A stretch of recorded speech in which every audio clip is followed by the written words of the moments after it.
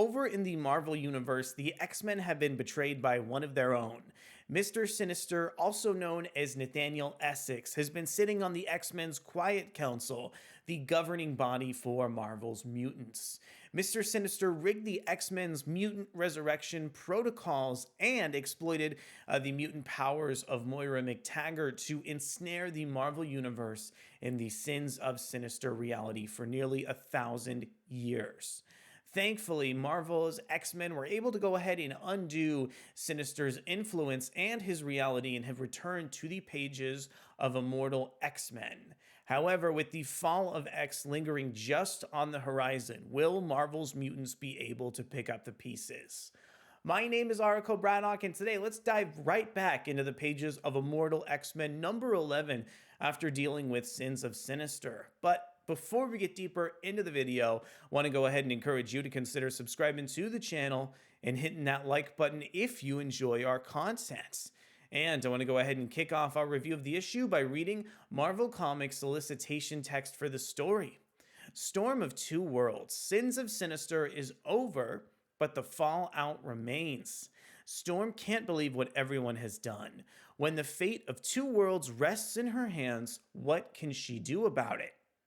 So Immortal X-Men 11 is written by Kieron Gillen, featuring artwork from Lucas Werneck, colors from David Curiel, letters from VC's Clayton Cowles, and design from Tom Muller and Bowen.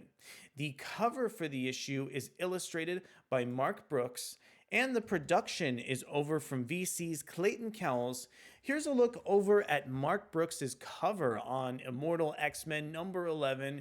Really like this pose that Storm is kind of striking here over on the page. Immortal X-Men 11 is really focused over on the characterization of Storm in the immediate aftermath of Sins of Sinister.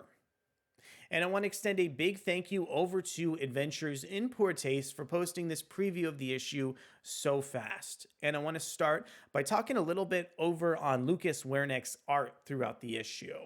So I'm really impressed with this sort of curved line that Lucas Werneck brings to his characters, particularly kind of with Storm's hair throughout the issue. It's really amazing the way that Storm's hair kind of looks like a cloud and sort of portrays her powers in this really interesting way. But I really like the precision that Werneck can lend to kind of certain characters if it calls for it. Rasputin 4 has a really sort of dynamic costume, and I think the way that Werneck kind of depicts some of her costume with precision and then gives, Rasputin's hair a curvy line really looks interesting in the series.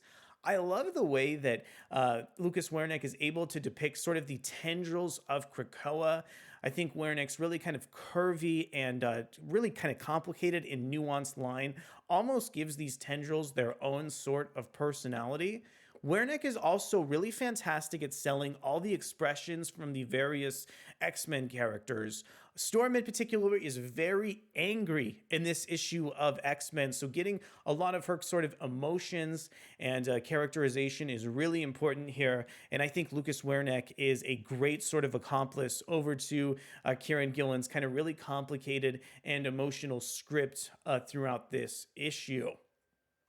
And also, I really enjoy the amount of characters that Werneck can cram on the page while still making sure that each one of them are emoting. The sort of characterization is the most important thing driving the plot of Immortal X-Men number 11. So very happy that Marvel's art team has risen up to the challenge. I want to talk a little bit about Kieron Gillen's script here. The entry point for the issue is sort of Storm, as she's kind of remembering all of the kind of events that happened during the events of Sins of Sinister, and is trying to sort of, interrogate the Marvel Universe to figure out what events led up to this and who is directly responsible. Gillen creates such a sort of complicated characterization from her, and I love the kind of climactic conversation that she has with Emma Frost really late in the issue. I think this tale is sort of a characterization first narrative, and I really enjoyed the fact that even Storm herself goes on her character arc throughout this issue alone. Forge also has some really interesting moments as he's trying to sort of purge the influence of Sins of Sinister from Marvel's mutants throughout this issue. Really interesting what kind of ideas Kieron Gillen ropes into the story and just how kind of dynamically he considers, Mr. Sinister's influence in the Marvel universe. We get some more science fiction based ideas in this issue as well about how Sinister was able to kind of accomplish Sins of Sinister in the first place. I think all these additional details are really what some readers are going to be hungry for in this story, and I'm very happy that Marvel is kind of accommodating the intellectual side of this story just a little bit deeper. Also, I have to say here that the characterization of Irene Destiny is really fantastic in this issue.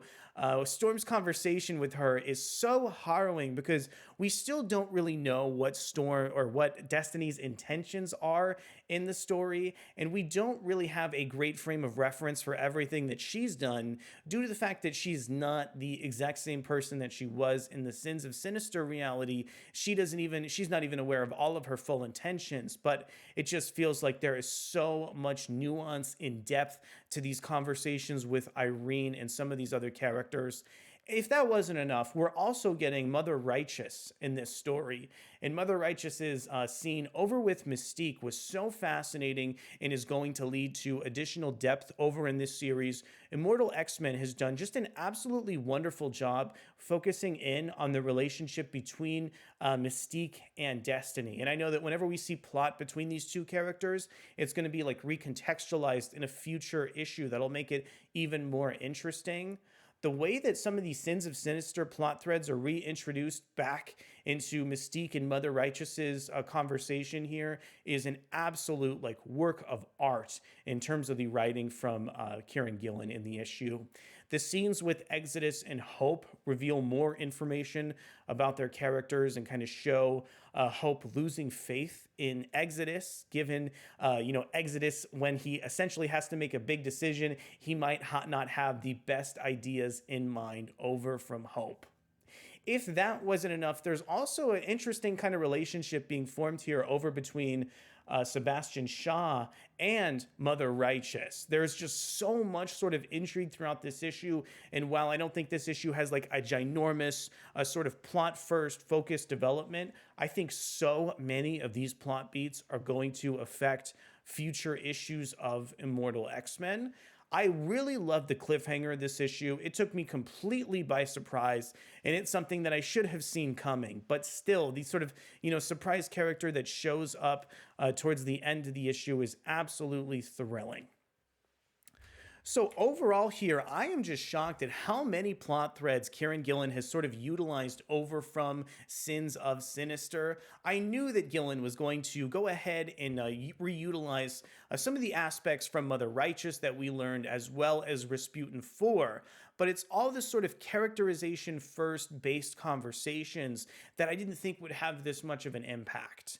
I'm incredibly happy with this series, and I'm so excited to learn all of the unforeseen consequences of Sins of Sinister as Immortal X-Men develops. I want to know from you, are you as impressed with this issue of the series in particular as much as I am? What are your thoughts on all of these sort of aftermath of Sins of Sinister? And are you enjoying some of this backlash just like I am? Well, I want to thank you so much for coming to check out the issue and covering this really climactic time over in the post-Sins of Sinister world of Immortal X-Men. Thank you guys so much for coming to check out the video, and I'll be back really soon for more excellent comic book contents. Thanks so much, and I'll see you soon. Bye.